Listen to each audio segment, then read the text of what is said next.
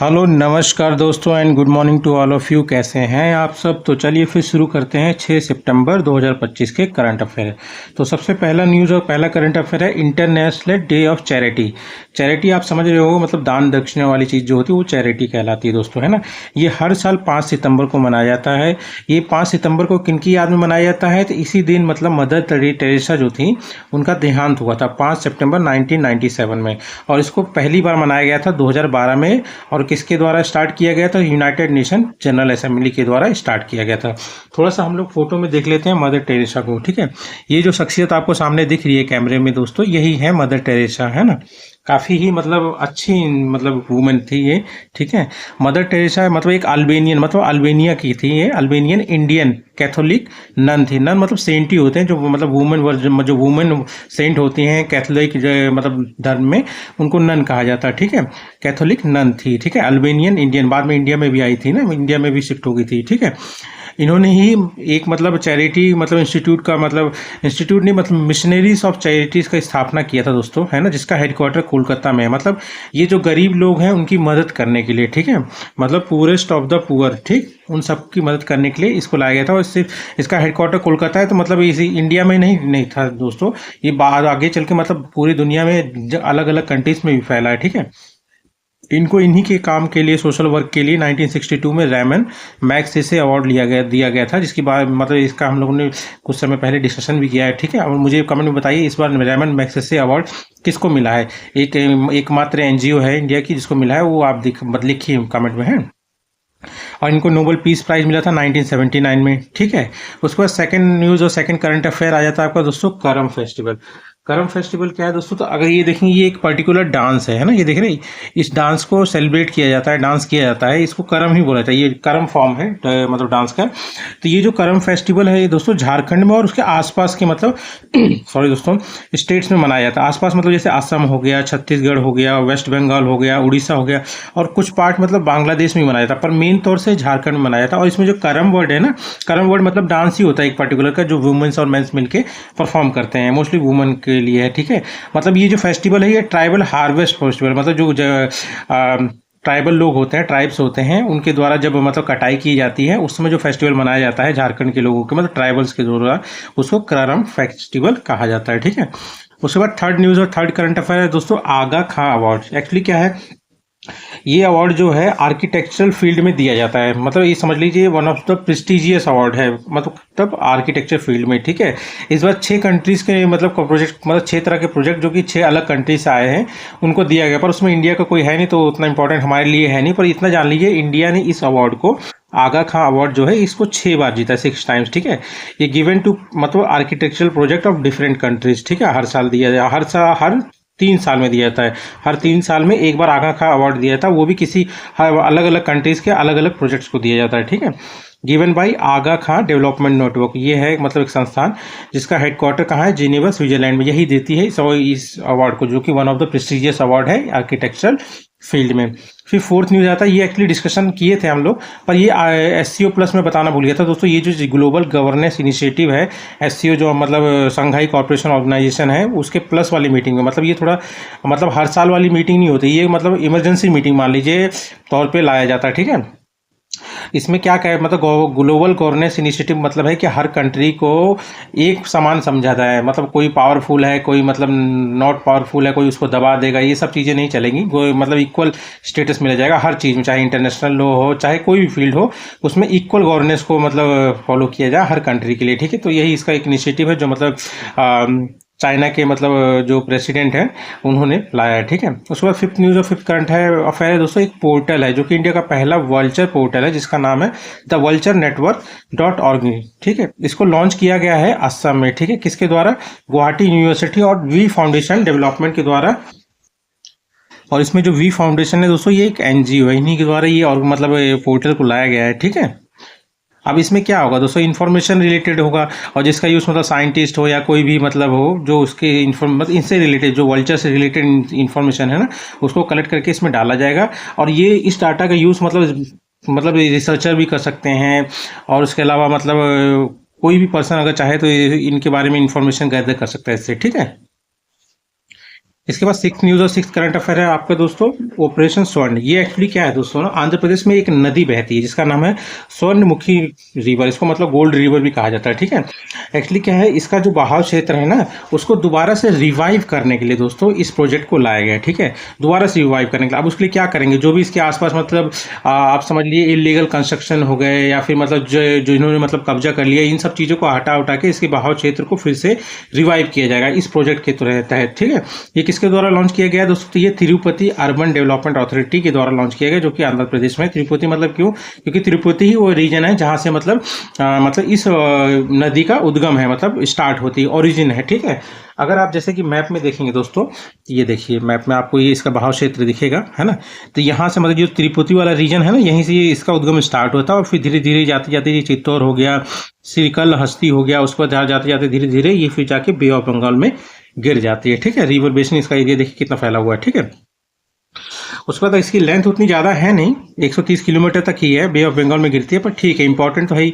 और origin eastern घाट में ही है, तिरुपति डिस्ट्रिक्ट आंध्र प्रदेश में।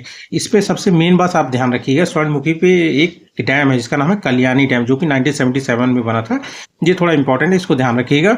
और एक ये इंडिपेंडेंट रिवर, मतलब किसी और नदी की ये मतलब ट्रिब्यूटरी नहीं है, ये सीधा अपने काम से मतलब रखती है और सीधा निकलती है और सीधा बे ऑफ बंगाल में गिर जाती है, ठीक है।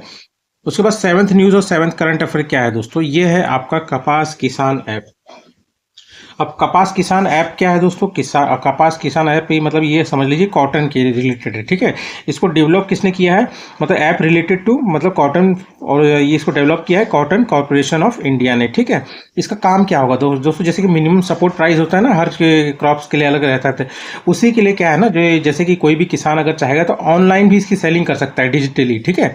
मतलब promote selling of cotton on MSP digitally, मतलब पहले क्या था कि मतलब फिजिकली प्रेजेंट होता था, अब फिजिकली ना प्रेजेंट होकर डिजिटली भी मतलब कोई भी किसान इसमें कर सकता है, मतलब अपने प्रोडक्ट को सेल कर सकता है। इसमें क्या करना होगा, जैसे सबसे पहला स्टेप होगा सेल्फ रजिस्ट्रेशन कर देगा, उसके बाद उसको एक स्लॉट मिलेगा, स्लॉट मिलने के बाद जब एक बार उसको वो मतलब अपना जो कॉटन बेच देगा, उसके बाद उसके बाद उस पेमेंट को ट्रैक भी कर सकता है। और ये जो इन्फॉर्मेशन है मल्टी लैंग्वेज में है, ताकि कोई भी किसान हो, किसी भी क्षेत्र का हो, वो इसमें इन्फॉर्मेशन को समझ सकता है, ठीक है। उसके बाद इसमें नोट करने वाली क्या बात है, MSP। MSP क्या होता है दोस्तों, ये मिनिमम सपोर्ट प्राइस होता है, मतलब ऐसा प्राइस जो कि अगर मतलब किसान को दिया जाएगा तो उसका कभी भी नुकसान नहीं होगा, मतलब समझ रहे हो ना। एक मिनिमम जो सपोर्ट प्राइस है, इससे नीचे कोई भी इसको देना, और इससे अगर नीचे देगा तो उसको देने की जरूरत ही नहीं है, किसान आके सीधा मतलब सरकार को बेच देगा मिनिमम सपोर्ट प्राइस पे, ठीक है। ये किसके द्वारा डिसाइड किया जाता है दोस्तों, ये अलग अलग फैक्टर्स से डिसाइड होता है। और उसके अलावा क्या है, डिसाइडेड बाय सेंट्रल गवर्नमेंट। ये इसको मतलब सेंट्रल गवर्नमेंट डिसाइड करती है, पर इसको रिकमेंडेशन कौन देता है इसके लिए, CACP। ये क्या है दोस्तों, commission for agricultural cost and prices, ठीक है। ये किसके अंडर में आता है दोस्तों, ये है दोस्तों ministry of agricultural and farmer welfare. इसकी स्थापना 1965 में इसलिए किया। पर इसमें एक बात ध्यान रखिएगा दोस्तों, MSP जो होता है 23 क्रॉप्स के लिए दिया जाता है, इसके अंदर शुगर केन भी आता है, पर शुगर केन का जो प्राइस डिसाइड होता है ना, वो FRP से डिसाइड होता है। अब जैसे 23 क्रॉप होती है जिसके मतलब जिसके लिए MSP मतलब गवर्नमेंट प्रोवाइड करती है किसानों के लिए, ताकि मतलब जो भी उन्होंने मेहनताना लगाया है, पानी लगाया, इरिगेशन किया है, बीज लगाया है, फिर काटिंग किया है ना, ये सारे में जो भी पैसा लगाया है उस सबका एकमात्र मतलब सॉल्यूशन हो, मतलब उनको उसका मेहनताना मिल जाए, ठीक है। इसमें 7 तरह की मतलब ग्रेन्स यूज होती हैं, जैसे दाल नहीं दोस्तों, चावल हो गया, गेहूँ हो गया, वो सब हो गया, ठीक है। और 5 तरह की दालें हैं, दलहन फसलें जिसे बोलते हैं। और इसके बाद आपका 7 तरह की मतलब ऑयल वाली सीड्स वाली फसलें, उससे तेल निकलता है, जैसे मूंगफली हो गया है ना। उसमें 4 तरह की कमर्शियल क्रॉप, मतलब जिसके लिए बिजनेस पर्पज से मतलब पैसा कमाने के लिए ये क्रॉप्स होती हैं, ठीक है। और दोस्तों इन्हीं 4 तरह की जो कमर्शियल क्रॉप्स होती है, उन्हीं में से एक होता है शुगर केन। पर शुगर केन के लिए जो मतलब प्राइस डिसाइड किया जाता है वो FRP के थ्रू किया जाता है, फेयर एंड रिम्यूनरेटिव प्राइस। अगर ये प्राइस डिसाइड हो गया तो मतलब कोई भी गन्ना मिल वाला किसी भी किसान को उससे नीचे पैसा नहीं देगा, ठीक है। अब इसमें क्या है कि मतलब डेवलप किया है इस ऐप को किसने, कॉटन कॉर्पोरेशन ऑफ इंडिया ने। तो इसके बारे में थोड़ा जानते हैं। ये मिनिस्ट्री ऑफ टेक्सटाइल्स के अंडर में आती है दोस्तों, और इसका काम तो वही आप समझ रहे हो, नेशनल इंटरनेशनली कॉटन को प्रमोट करना है, ठीक है। इंडिया के कॉटन को, इसकी स्थापना। और ध्यान रख लीजिए, इंडिया एकमात्र कंट्री है जहाँ पे चारों तरह के कॉटन उगाए जाते हैं दोस्तों। तो मुझे बताइए कि वो 4 कॉटन स्पीसीज कौन सी है जो इंडिया में उगाई जाती है, ठीक है, कमेंट बॉक्स में, ठीक है। इसकी स्थापना 1970 में हुई थी और हेडक्वार्टर नई मुंबई में है, ठीक है। और थोड़ा सा रैंकिंग देख लेंगे स्टेट वाइज कॉटन के लिए, तो आप बस एक ही ध्यान रखिएगा, गुजरात में सबसे ज़्यादा प्रोडक्शन होता है, लगभग 27%, मतलब पूरा प्रोडक्शन जो होता है इंडिया का उसका 27% गुजरात अकेले उगा देता है, ठीक है। उसके बाद सेकंड पे महाराष्ट्र आता है, फिर थर्ड पे आता है आपका तेलंगाना। फिर एट्थ न्यूज़ और एट्थ करंट अफेयर है आपका दोस्तों, सशस्त्र सीमा बल। ये क्यों अभी न्यूज़ में है दोस्तों? क्योंकि इसके जो डायरेक्टर जनरल है, अभी नई अपॉइंटमेंट हुई है इनके डायरेक्टर जनरल की, उनका नाम है संजय सिंघाल, ठीक है। अब ये क्या है, सशस्त्र सीमा बल क्या है दोस्तों? ये वन ऑफ द 7 CAPF, मतलब सेंट्रल आर्म्ड पुलिस फोर्स जो होती है ना, मतलब जो पैरामिलिट्री फोर्सेस होती है ना, वो मतलब जो मतलब आर्म फोर्सेस को हेल्प करने के लिए, मतलब जो सहयोग करने के लिए फोर्सेस बनाई जाती है ना, उनके लिए, मतलब इंटरनल सिक्योरिटी हो गया, सारी चीज़ों को देखती हैं, ठीक है। और सेंट्रल आर्म पुलिस फोर्स किसके अंडर में आती है दोस्तों? तो ये मिनिस्ट्री ऑफ होम अफेयर्स के अंडर में आती हैं दोस्तों। और इन्हीं में जो अलग बाकी 6 है वो है असम राइफल्स, BSF है, CISF इसमें दोस्तों है आपका इंटरनल नहीं है, इंडस्ट्रियल सिक्योरिटी, मतलब सिक्योरिटी फोर्स है ये, कि जैसे एयरपोर्ट हो गया या फिर PSUs हो गया, जो इंपॉर्टेंट लोकेशन है जहाँ पे मतलब सिक्योरिटी चाहिए होती है, मतलब जो मतलब आप समझ लीजिए प्रीमियर इंस्टीट्यूट जो होते हैं इंडिया के, उनको सिक्योर करने का काम CISF ही करता है। जैसे central reserve force police force हो गया, ये आपका हो गया, ठीक है। उसके बाद ITBP हो गया, ठीक है, इंडो टिबेटियन फोर्स हो गया, ठीक है। उसके बाद आपका हो गया NSG हो गया, नेशनल सिक्योरिटी गार्ड हो गया, ठीक। इसकी स्थापना कब हुई थी सशस्त्र सीमा बल की? तो ये हुआ था दोस्तों आपका 20 दिसंबर 1963 में। ये क्या करता है दोस्तों? इसका मेन काम है, जो इंडिया के साथ बाउंड्री लगी है ना, नेपाल और भूटान, यहाँ पे सुरक्षा प्रोवाइड कराते हैं, ठीक है। उसके बाद 9th न्यूज़ और 9th करंट अफेयर क्या है दोस्तों? ये है आपका भारतीय इनिशिएटिव। भारतीय इनिशिएटिव किसके द्वारा लॉन्च किया गया? अपेडा के द्वारा दोस्तों, ठीक है। अभी इसके बारे में बात करेंगे हम लोग, ठीक है। इसका काम मतलब इस क्यों लाया गया दोस्तों? इसके इसलिए लाया गया, जो भी मतलब एग्री फूड स्टार्टअप है, मतलब जो भी स्टार्टअप मतलब इनोवेशन मतलब इस फील्ड में किया जा रहा है, तो उसी तरह के 10 स्टार्टअप्स को चेक की मतलब सेलेक्ट किया जाएगा, ठीक है, मतलब और उनको सपोर्ट किया जाएगा, ठीक है। आप सपोर्ट करने के लिए क्या किया जाए, उनको एक तरह से एक प्रोसेस से मतलब गुजारा जाएगा, ठीक है।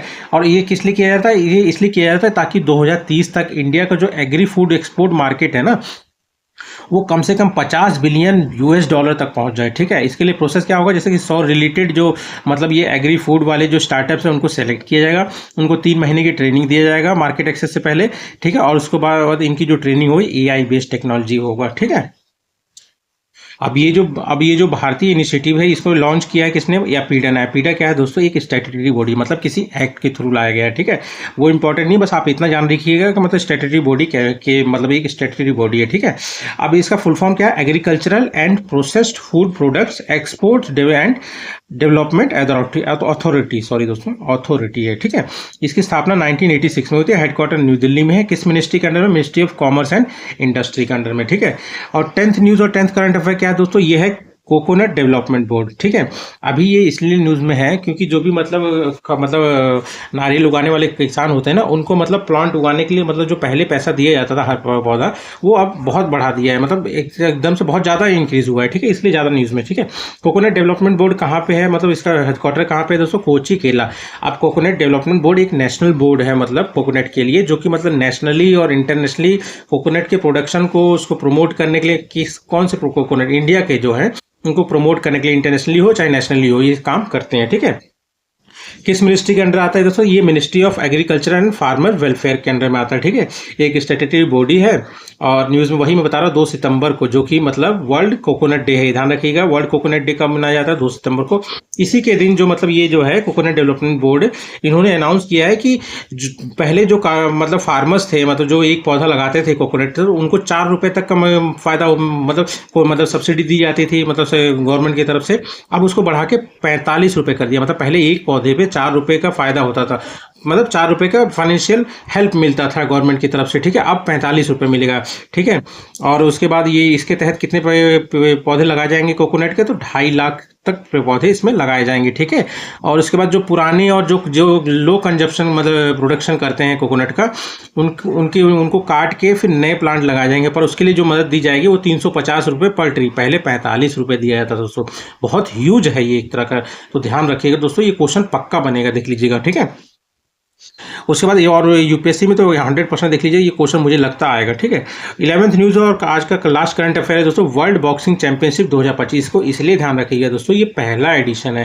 पहला एडिशन मतलब कहाँ पे हो रहा है, तो ये लिवरपूल एक जगह है यूनाइटेड किंगडम में। ये हर 2 साल में एक बार होगा और अभी जो है 4 से लेकर 14 सितंबर तक होगा, ठीक है, फर्स्ट एडिशन। और इसको करवा कौन रहा है, ऑर्गेनाइज जो करा रहा है वर्ल्ड बॉक्सिंग करा रहा है। इसकी स्थापना 2023 में हुई थी। इसका हेडक्वार्टर ध्यान रखिएगा दोस्तों, लुआसने, स्विट्जरलैंड। और मुझे लगता है इसके प्रेसिडेंट पूछ जाएंगे क्योंकि पहला एडिशन है, तो इसके प्रेसिडेंट कौन है, बोरिस वैन डर पोस्ट। ठीक है दोस्तों, ठीक है दोस्तों, तो यही थे आज के करंट अफेयर और मिलते हैं हम लोग कल। वीडियो अच्छा लगे तो प्लीज़ सब्सक्राइब करें। हाँ, थैंक यू।